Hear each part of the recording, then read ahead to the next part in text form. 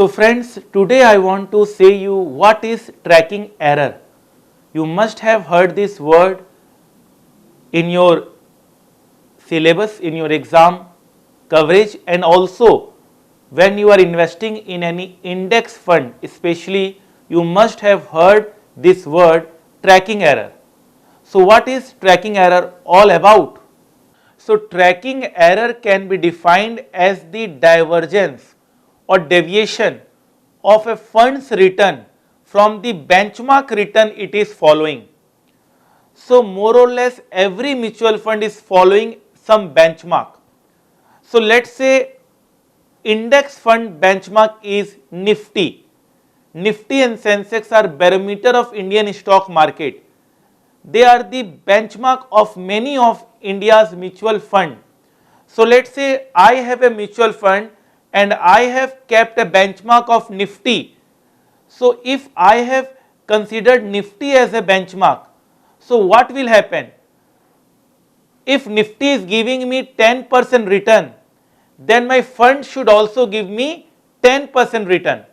If Nifty is giving me 15% return, then my fund should also give me 15% return. Since my fund had replicate, since my fund had copied, since my fund is working in line with the Nifty, since I have considered Nifty as a benchmark. Fine. So what is tracking error? Let's say if Nifty is giving 15% return and my fund is giving 14% return. So my fund is not 100% following Nifty. If I have kept Nifty as my benchmark, so I should have get the same return, but I am not getting exactly the same return. So the deviation, the divergence is known as tracking error. That if Nifty is giving 15% return and I am giving 14% return, why so? I should give exactly the same return, but if it is different, then the term which is used is tracking error. Fine.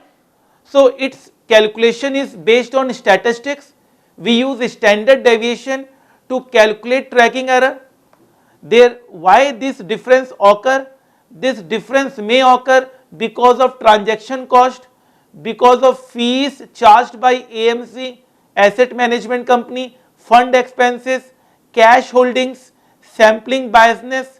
So there may be many reasons why this is not exactly same as benchmark. Why tracking error arises? Why tracking error arises? So there may be many reasons for that. So if I am replicating benchmark, if tracking error is 0, if tracking error is 0, it means my fund manager, it means my fund had 100% replicate that with the benchmark, that is Nifty, let's say. Thus from the above it can be said that to replicate the return to any benchmark index, the tracking error should be near to 0, should be near to 0. So this is the formula for tracking error which we have covered in our class. So now let's understand this concept practically. SBI Mutual Fund launches Nifty Index Fund. Fine sir. So there are many mutual funds which keep Nifty as a benchmark. So I have a screenshot of such schemes with least tracking error. SBI ETF Sensex, least tracking error. The one which will have a least tracking error will be considered best from tracking error point of view. Tracking error should be near to 0. UTI Sensex ETF, HDFC Sensex ETF, Nippon India ETF Sensex, Nippon India ETF. So these are the mutual fund schemes with least tracking error. Fine sir. Let's now show you some practical websites which give us the information of tracking error. You can see here there is a mutual fund key information memorandum. This is a key information memorandum. The name of the scheme is Franklin Indian Index Fund NSE Nifty plan. So if you want to invest in Nifty companies, what are Nifty companies? Let's first see what is the composition of Nifty. So this is the Nifty composition. This is Nifty composition which is shown to you. So in Nifty, Nifty is a group of 50 companies. Nifty is a group of 50 companies. The companies are Adani Port, Asian Paints, Axis Bank, Bajaj Auto, Bajaj Finance, Bajaj Finserv, Bharti Airtel, BPCL, Britannia, Cipla, Coal India, Divis Labs, Dr. Reddy Labs, Eicher Motors, Grasim, SCL Tech, HDFC, HDFC Bank, HDFC Life, Hero MotoCorp, Hindalco, HUL. India's best companies are considered to be Nifty companies. ICICI Bank, IndusInd Bank, Infosys, IOC, ITC, JSW Steel, Kotak Mahindra, Larsen, M&M, Maruti, Nestle, NTPC, ONGC, Reliance, SBI, Tata Steel, TCS, UPL, Wipro. So many companies, Titan, Tech Mahindra. Fine, these are Nifty companies. So if I choose this plan, so this plan will invest in Nifty composition. This plan will invest in Nifty composition. If I choose this plan will invest in Nifty composition. Fine, correct. Let's see what is the benchmark. What is the benchmark? See, the benchmark index of this fund is Nifty 50. The benchmark index of this fund is Nifty 50. What is the tracking error? So clearly it is written, it is open-ended scheme. I have already covered open-ended and close-ended in my separate video. Tracking Nifty 50, tracking Nifty 50 index. Fine, sir. So to invest in companies whose securities are included in Nifty. So what is the objective of the scheme? What is the investment objective? Investment objective is to invest in companies whose securities are included in Nifty and subject to the tracking error. Definitely there can be tracking error. We cannot 100% replicate the Nifty. Nifty compositions keeps on changing. So I have to also change my composition like this. So there might be some error, there might be some tracking error. Fine, sir. So tracking error.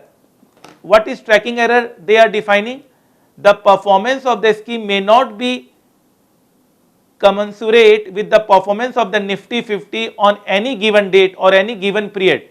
So they are clearly stating that 100% we cannot track Nifty. Such variations referred to as a tracking error are expected to be around 2% per annum. They have already said that 2% variation might be there, but may vary substantially due to several other factors like various systematic factors where there are many other factors affecting the market. So average they are telling that 2% may be deviation from the Nifty. There can be a tracking error of 2%. Fine, sir. So I have given you an prospectus where I have shown you the benchmark and where I have shown you the tracking error. I have shown you Nifty composition. Fine. Now let's again take up another mutual fund scheme, SBI Nifty 50 ETF. It is a mutual fund scheme. So you can see the tracking error which is written here is 0.02. It means it is very good. It is performing very good. It is near to 0.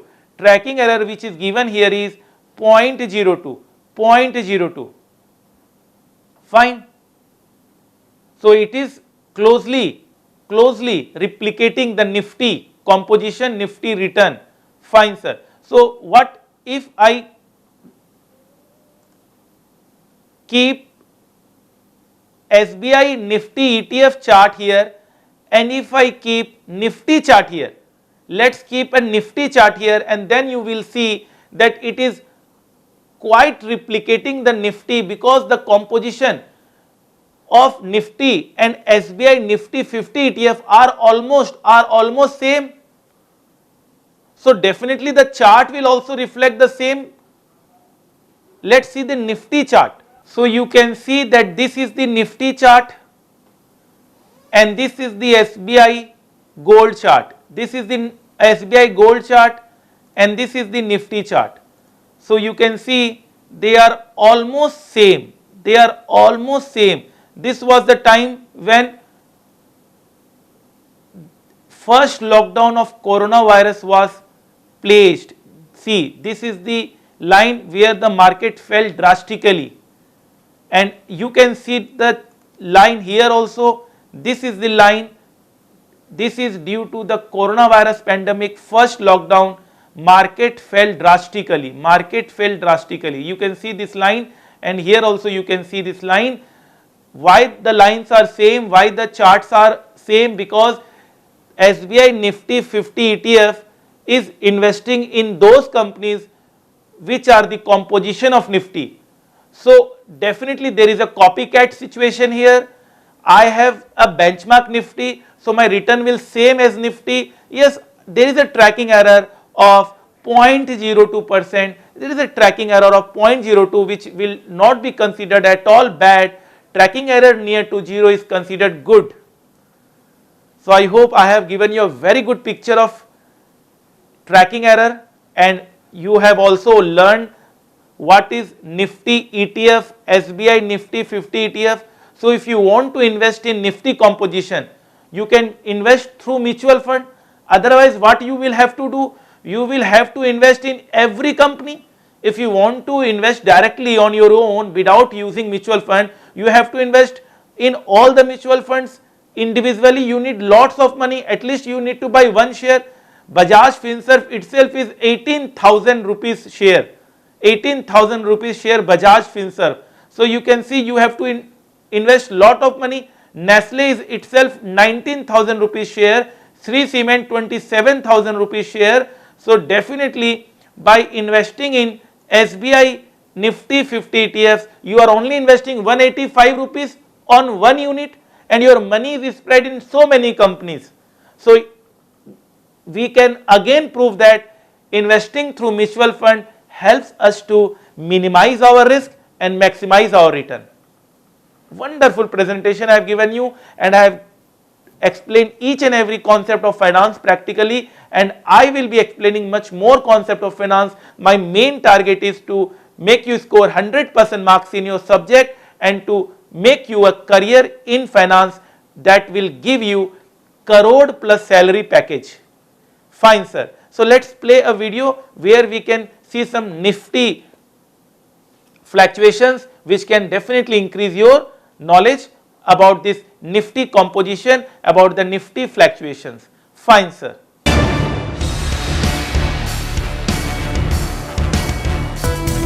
One thing favoring the banks should be the fall in oil prices as well, because it's at least inflation negative for India. It's an interesting kind of a session where the mood seems to be a bit on the risk-off side, and it's not just here in India, it's around the world. We are now at the lowest point of trade.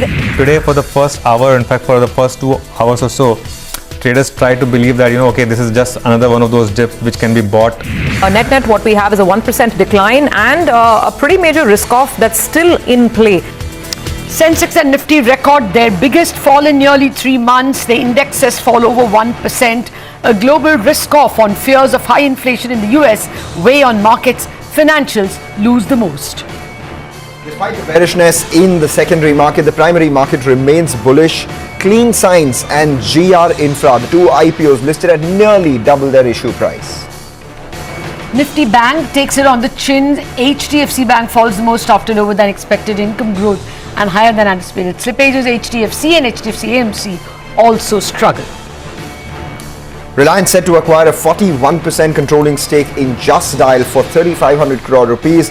An open offer for another 26% at around 1,022 rupees per share will follow. Just Dial stock falls as analysts offer mixed views on Deal Street. Awaits more details on Reliance's game plan. Oil prices fall over 1% after the OPEC Plus producer group decides to boost supply. They will increase oil supply from August to dampen prices that were at all-time highs. Well, those are the top 5 headlines from Dalal Street on a day when the markets sank as expected because of the global risk-off. Welcome to Markets Today, the show where we will tell you all that happened in those 6 hours of trading in 5 headlines. I'm Lata Venkatesh, with me my colleague Mangalam Malu. Hi Lata, good evening. It was a weak start to the week, so to say, and we had both domestic and global weakness as well. But that's not all. In fact, today we have a packed show. In Market Opinion, we have Punita Kumar Sinha, who's the managing partner at Incred AMC, and some of the big voices, Shankar Sharma, the VC and joint MD First Global, also joining in. That's not all. We also had Kunal Shah of ICICI Securities and Bhavin Shah of Samiksha Capital, as well as Deepak Shenoy of Capital Mind. But before all of that, before we hear their wise words, Lata, what did you make of the markets? Your wise words. No, actually, as you said, it was a global move. We had a risk of a fall of nearly 1% in most of the indexes on Friday on Wall Street. The infection caught on Asia, and it persisted through Asia and Europe and India, simply because the Wall Street futures also indicated a lower start today. And the supposed fear was inflation. You may or may not buy that, because there were two things to point out to against inflation. The consumer data in the US indicated fear of an inflation of 4.8% this year, but oil prices, they have fallen because the OPEC producers have agreed to reintroduce or phase in the production cuts. And the other reason why you don't want to buy the inflation argument much was because the US 10-year yields anyway ended actually lower at 1.27, indicating not fear of inflation but fear of lack of growth. Domestically, it was the HDFC Bank numbers which cast a pall of gloom over financials, but none of them, I mean, it was not like anybody was throwing in the towel, because if you look at the primary market, you can see a lot of bullishness. Likewise, if you see commodities in general, in Asia, steel and metals, they're still doing reasonably well. Absolutely, Lata. In fact, if you take a look at the movers, it could be, I don't know, classified into a couple of factors, HDFC being one. So it was a weak start to the week. The Nifty as well was a big decliner, led lower by the Nifty Bank, which was down almost 700 points. The mid-cap index, which was lower, but it was lower only at the index level. We did have a lot of stocks actually do well. Monday blues, the Nifty fell below the 20-day moving average, and now it's the 50-day moving average we need to keep an eye out on. If we adjust for today's close, maybe the Nifty is pretty close to the 20-day moving average, so we've not really broken that with a big gash, if you must. But there is fear back on the table for sure. That's reflected in the way not only the CBOE VIX but even the India VIX spiked on the sell-off. So let's talk about the individual stocks now. HDFC Bank, HDFC Limited, HDFC Life. HDFC Bank was actually responsible for nearly 400 plus points of the Nifty Bank's 672 point decline. And then the defensives gained today. We had Devis Labs hit a record high. Britannia did see some buying, as did Nestle. Some of the big F&O gainers included the likes of BEL, PI Industries and Alchem Labs as well. Whereas it was the financials which lost the most. L&T Finance, HDFC AMC as well as Shriram Transport Finance. The telecom stocks, they kept the excitement, as well as we were going to hear from the Supreme Court on the AGR dues, but they've sought 2 more days, so that they still ended with some losses. But what's not stopping is the kind of gains that we're seeing in all these market infra companies. BSE, Angel Broking, CDSL, MCX, all of them continued their rally. And with the kind of action that we're seeing in primary market, it's only intuitive that these guys move as well, because 2 new listings, we had GR Infra as well as Clean Science, up almost 176% for each of them respectively. Absolutely. Well, let's hear it from the experts. We spoke with Punita Kumar Sinha of Pacific Paradigm Advisors, and she says that inflation is the worry because US growth has actually returned with most people getting vaccinated. She, however, says China may see a dip in growth. Listen in. I think growth is still strong, and I expect that growth will remain strong. US is still doing very well. The economy here is very well, and even though here the Delta variant is being seen in various cities, because almost all people are vaccinated, they are able to have very mild symptoms, and work has actually resumed. Growth is not so much an issue. Of course, China and Asia could have a little bit of a dip in growth. India, I think the growth should pick up because we've just come out of a very severe situation. All right, meanwhile, we also had Shankar Sharma today joining us, and he doesn't think that the markets will do an encore of the first half of this year where it rose 45%. He believes that the second half of 2021 will actually be a lot more normalized than the 45% gain that we saw earlier. Let's hear him out. We are up, I think, about 45% for the year.